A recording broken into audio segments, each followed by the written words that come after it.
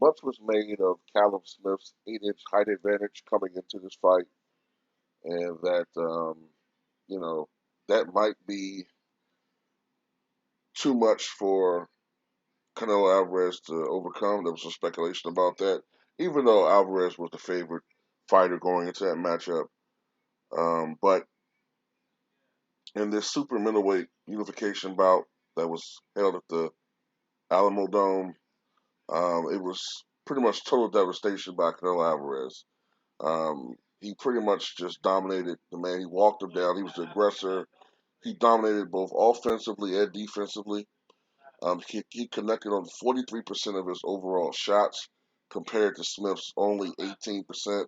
That's very paltry. And Alvarez connected on a whopping 57% of his power shots. The final judges' scores were one judge had it 117, 111, which I believe is 9 rounds to 3, and the other ones had it 119, 109, which is overwhelmingly 11 rounds to 1. There were some people who didn't even give Callum Smith a round that followed the fight. They didn't even give him a round. Um, Look,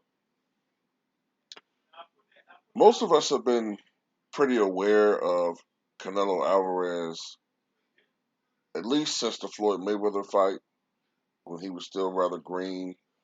Um, but he has considerably blossomed as a fighter since then. And you know, at this point, despite despite bringing in politics into the situation, right? At this point, you gotta be realistic about Canelo Alvarez from a historical standpoint. He will go down as one of the best overall fighters in the history of the sport, and I think it's time now, being that we've gone through all the shit we've gone through this year. I saw Errol Spence called him out. And yeah, that's what boxing needs. Boxing needs these guys to fight each other. Okay? For boxing to get back to what it once was 15, 20 years ago and before, these guys got to start fighting each other. Okay? It's nice to see these great fighters, fight some of these up and comers or these, never words or, never heard ofs. But to maintain the sport, these guys have to fight each other. Look, Muhammad Ali didn't always fight contenders. He fought you know, some bums or some journeyman fighters, but he would always fight at least one great fighter every year, or at least a year and a half. He would fight a great or legendary fighter because you have to do it. You owe it to the sport to challenge yourself and to put out there a product that's worth the price of admission.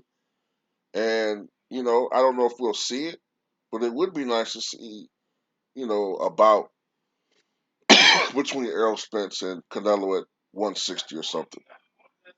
That would be great.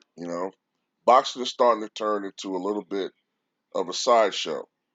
You know what I'm saying? With YouTubers, you know, being given the opportunity to fight stars when you have real up and coming fighters who aren't given these opportunities. So at least that's my take on it, you know what I'm saying? So after the year we've had in 2020, I think we're deserving of some real actual entertainment, some real actual fights at pay-per-view level that are worth it.